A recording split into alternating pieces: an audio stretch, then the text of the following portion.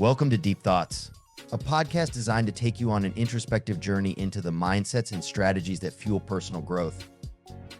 In every episode, we'll explore the intersection of psychology, spirituality, and real-world tactics, guiding you through powerful methods to elevate your health, wealth, relationships, and overall well-being. From deep dives into transformative habits and mindsets to candid discussions about the challenges we face in today's fast-paced world, Deep Thoughts is here to remind you of the untapped potential that lies within. If you're ready to disconnect from the distractions and connect with the tools and insights needed to create lasting change, this show is your sanctuary for self-discovery and empowerment. Tune in, reflect, and take action towards a more vibrant and fulfilling life. Hey everyone, and welcome back. Today we're going to be tackling something I know a lot of you think about a lot: habit formation. Specifically, we're diving into the question, how long does it really take to form a habit? Yeah, I'm interested to see where this goes. Because we've all heard that saying, it takes 21 days to form a habit. Right. But is that true, or is it just a total myth? That 21-day rule is everywhere. It's like just so common to hear that. It really is. It's like ingrained in our minds. But first, I want to dig into where this idea even came from.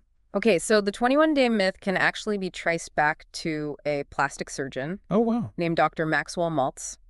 Back in the 1950s, he noticed that it took about 21 days for patients to adjust to physical changes after surgery, like say they got a nose job, or even if they had to adapt to losing a limb. He wrote about this in his book Psycho-Cybernetics, which became a bestseller. So it sounds like initially it wasn't really about building a new habit from scratch. It was more about just getting used to Right. new situation. Exactly. And it seems like at some point, Maltz's observation about adjusting to something new just kind of transformed into this hard and fast rule about building new habits. And I guess maybe it's because 21 days just sounds so much better, like 2 months. It feels doable. Yeah. 21 days, okay, I can do that. And I think that also plays into our desire to see results quickly. We want things to happen fast. Yeah, and I think that's part of the reason why the myth has persisted for so long too, you know? But if we really look into the research on habit formation, we start to see a different story. Okay, so let's get into the science then. What does the research say about how long it really takes to build a new habit? Okay, so there's this really important study from 2009 by Philippa Lally and her team at University College London that looked into this. And in this study, they followed 96 people over 12 weeks, and what they found was that on average, it took 66 days to form a new habit. 66 days. Yeah. So that's more than triple the 21 days. It is. So should we all be aiming for 66 days then instead of 21? Well, not necessarily. There's there's a catch. Okay. So this study also found that there was a really big range in how long it took different people to form a habit. Like some people, it took them only 18 days. Wow. While others needed over 250. So there really is no magic number then, right? No, I don't think so. It really depends on the person and the specific habit they're trying to build. Yeah, exactly. I mean, averages can be useful, but in this case, Yeah. I think it doesn't really give us the whole picture because there are just so many different things that can affect how easily someone builds a new habit, you know? Yeah. Their personality, their motivation level, their past experiences, even how complex the habit itself is. Right, because, it's got to be different to, start medicating every day versus, just remembering to take your vitamins each morning. Yeah, those are totally different things. Right. No. So this makes me think about how, I've always wondered why some habits they feel so easy to stick with. Yeah. And others just feel like, ugh, this is like an uphill battle. I think that, it's just, part of what makes people so interesting. But even though there isn't a magic number, Okay. research can still tell us some important stuff about what does work Right. when we're trying to build new habits. Okay, well, what are some of the big things that we can take away from the research that can actually help us build habits that last? Well, one of the most important things to remember is that, it's great to believe in the 21-day rule. It might give you a little boost at first, Yeah. but it's not going to do all the work for you. You can't just believe in it. You actually have to put in the effort, too. So then what should we focus on instead of just trying to like hit this specific number of days? That's the thing. If the 21-day rule isn't really true, what can we rely on? And that's what makes this whole topic so interesting, because what the research is telling us is that there's something way more powerful than just counting up the days. Well, I'm definitely all ears. So what's the real key? It's something you've probably heard before, but maybe haven't really fully appreciated how important it is, and that's consistency. It's about showing up every single day, even when you don't feel like it. That's what's really going to make a difference in the long run. Okay, so I have definitely heard that consistency is key, but I have to admit I have struggled with it in the past. Yeah. So is it like all about just having willpower then? Just gritting your teeth and just like pushing through it no matter what? I mean, willpower definitely helps. It's not the whole story. Yeah. Think of it more like you're trying to actually change who you are. You know, like you want to become the kind of person who just does this thing naturally. Yeah, I get that. It's not just about checking it off a list. Exactly. It's like, this is who I am. It's a much deeper kind of change. Right, okay. So how do we make that shift then? How do we go from someone who just wants to have this habit to someone who's actually living it every day?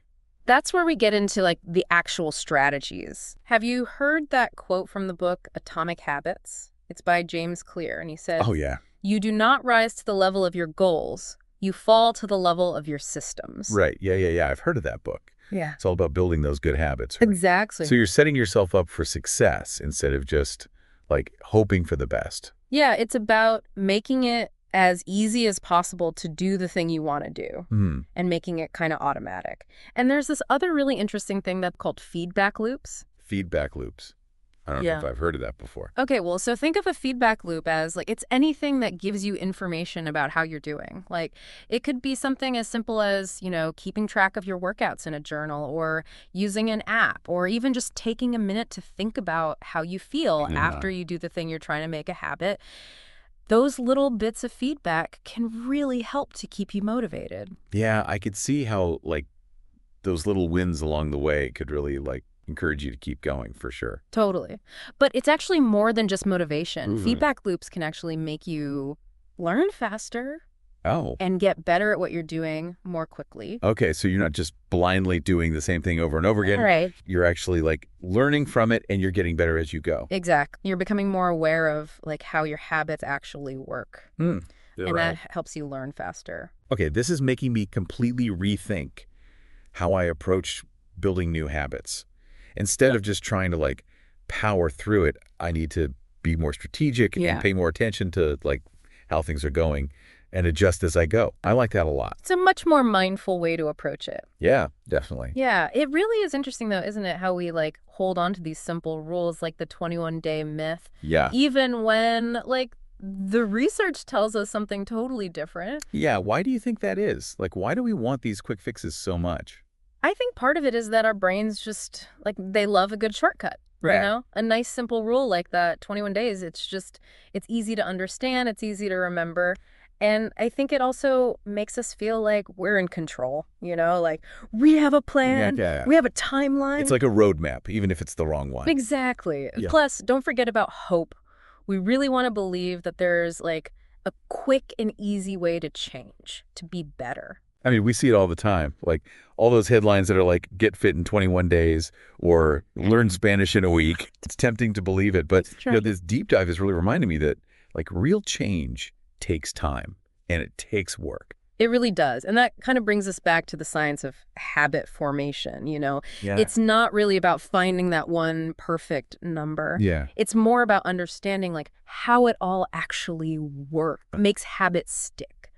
So we've talked about consistency. Right. We've talked about building systems that support our goals.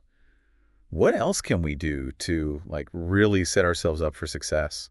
Well, remember earlier when we talked about the placebo effect? Yeah.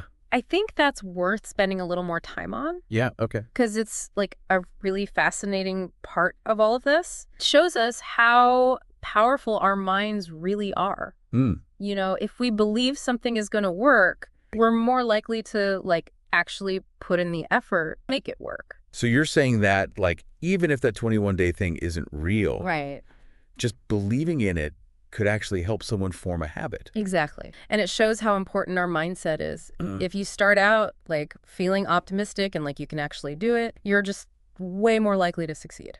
I love that. So it's not just about like doing the thing. It's also about what you're thinking and believing It all works together. while you're doing it. Exactly. But there's another side to the placebo effect that I want to mention too. It's not just about thinking positive thoughts. It's also about like actually creating some kind of ritual or structure around the habit you're trying to build. Ritual and structure. Okay. Yeah. What do you mean by that? Okay, so say you want to start meditating every day. Instead of just trying to do it whenever you remember, you could create a special time and place for it, like every day. You could light a candle, make the room kind of dark and quiet, maybe even use a meditation app or something. Right. And those little rituals, almost like it signals to your brain that this is important. Oh, This is something I should pay attention to. I love that. So it's like you're creating a little ceremony around your habit. Exactly. Right. And when you do that, it can actually make the placebo effect even stronger. Wow. And it also makes it feel like more intentional too, you know? Absolutely. And that feeling of like, I'm doing this on purpose, that can be really powerful for keeping you motivated, even when you don't feel like it. This is giving me so many ideas for how to like actually implement this in my own life. This is great. I'm glad. That's what I'm hoping for. But speaking of actually doing things, let's get back to those feedback loops we were talking about. Remember those? They're super important for like bridging the gap between what we want to do and what we actually do. Okay, yeah, tell me more about that. I'm really interested in like how feedback loops can actually help us learn faster. Okay, so let's imagine you want to start running every morning.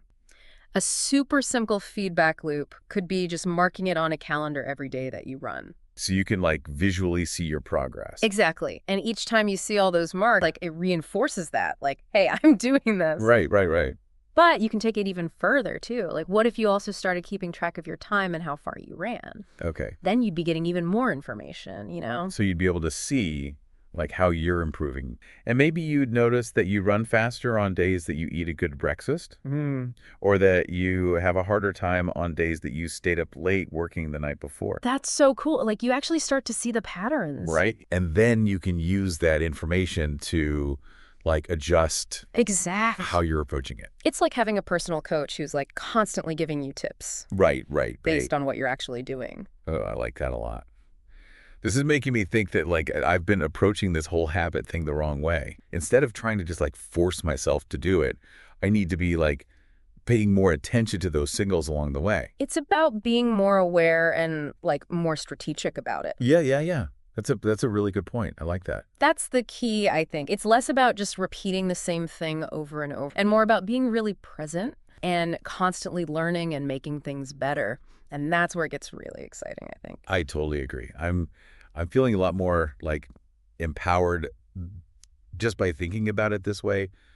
But I got to be honest, sometimes like those old habits just feel so ingrained. Like they're just a part of me. So is it even possible to like really change those deep down patterns? That's a great question. Yeah. And it's one that we hear a lot. Sometimes it does feel like we're stuck with our old habits, like they're just who we are, right? Yeah. But what if we thought about it a little differently? What if instead of trying to like get rid of the old habit completely, we focused on building a new habit, something we actually want to do that would eventually just kind of like take over? Oh, that's a really cool way to think about it. So can you give me an example of what that might look like? Sure. Let's say like your bad habit is scrolling on social media every night before you go to bed. Okay.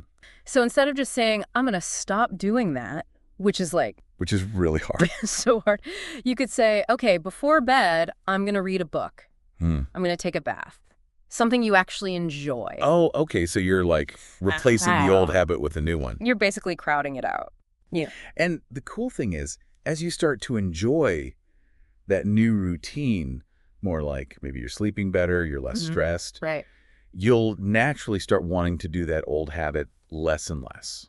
That makes so much more sense than just trying to like white knuckle it Yeah, exactly. and just rely on like willpower alone. It's like you're building a whole new path in your brain, a new way of being Yeah. that eventually becomes stronger than that old one. Oh, I like that a lot. Yeah. And that's where consistency comes back in, right? The more you do that new thing, the more it becomes just a natural part of who you are. This is awesome. I'm like learning so much about how my brain works. Me too. And the best part is that this applies to pretty much everything, whether you want to be healthier or more productive at work or have better relationships. Yeah. It all comes back to these same principles of habit formation. This deep dive has been so great. I feel like I have a whole new set of tools to work with now. But before we wrap up, let's make sure everyone listening really understands the main points we covered. Okay, great idea. So, first of all, we busted that 21-day myth. There's no magic number when it comes to building a habit, but we did learn that consistency is super important, as well as building systems that support our goal. Absolutely. And taking advantage of those feedback loops. And don't forget the placebo effect. Oh, right. Believing in yourself and that you can actually change. It makes a big difference. To make a huge difference. It really does. But just believing isn't enough, obviously. We have to take action, too, and put in the effort to build those systems that'll help us actually make those habits stick. Awesome. Okay, well, I think our listeners are ready to go out there and start building those amazing new habits. But before we sign off, I have one last question for you to think about. So we've talked about how to build new habits and how to break old ones. But what about those times when, we slip up? What happens when we miss a day or, even a whole week, Right. Does that mean we've, totally failed? That's a great question. And it's something that happens to all of us. Because, let's be honest, we're all human. We all make mistakes. We all have setbacks. Totally. Yeah. And life definitely throws some curveballs sometimes. It does. But the important thing is that we don't let those slip-ups totally derail us. Yeah. Yeah, I've been there. I miss a couple days of my workout routine, and suddenly I'm like, well, forget it. I'm a failure. I give up. Yeah, I think a lot of us do that. It's that all or nothing thinking. It is. But what if instead of seeing those slip-ups as failures, we saw them as, learning opportunities? Okay, so how do we do that? Well, for one thing, we can try to change how we talk to ourselves about those setbacks. Instead of saying, ugh, I messed up so badly, I might as well just quit. We could say, okay, I missed a few days. That's okay. Everyone slips up sometime. What can I learn from this? How can I get back on track? So it's more about being kind to ourselves, I guess. Yeah, exactly. And understanding that we're not going to be perfect all the time. There will be bumps in the road. Right. But those bumps can teach us things. Maybe missing those workouts showed you that you need more rest.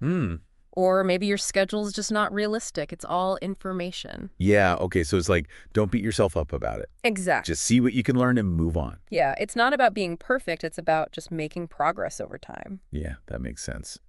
Okay, well, this has been such a good reminder that building lasting habits isn't about willpower. Right. It's not about finding that perfect number of days. It's really about understanding how it all works. Yes. And, using the power of our minds. Absolutely. And setting ourselves up for success. It's about the whole picture. It is.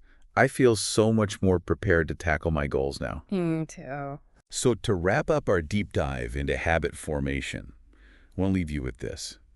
What's one small habit you can start building today? Something small. It could be drinking a glass of water when you wake up, taking a walk at lunch, just taking 5 minutes at the end of the day to think about what happened. Anything. Exactly. Because those little things, when you do them consistently, can make a really big difference over time. So don't be afraid to start small. Totally. And be patient with yourself. Yes. Celebrate those little wins along the way. Thanks for joining us for this deep dive, everyone. Thank you for tuning in to this episode of the Deep Thoughts Podcast. I hope you found insights and inspiration to take with you on your journey of self-growth. If you enjoyed the show, be sure to hit the subscribe button so you never miss an episode. And don't forget to follow us on social media to stay updated on new releases and exclusive content. See you next time, where we'll continue to help you grow and explore your full potential.